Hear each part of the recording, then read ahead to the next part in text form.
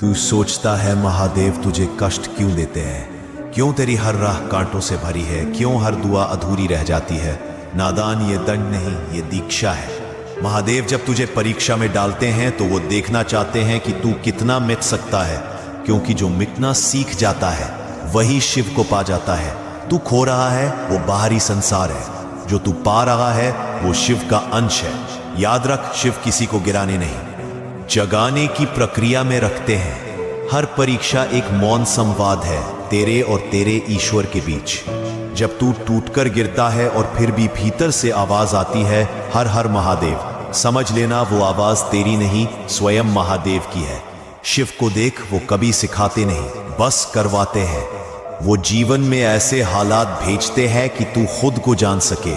वो तुझे अंधेरे में फेंकते हैं ताकि तू अपनी रोशनी पहचान सके। वो तुझे खोने देते हैं ताकि तू अपनी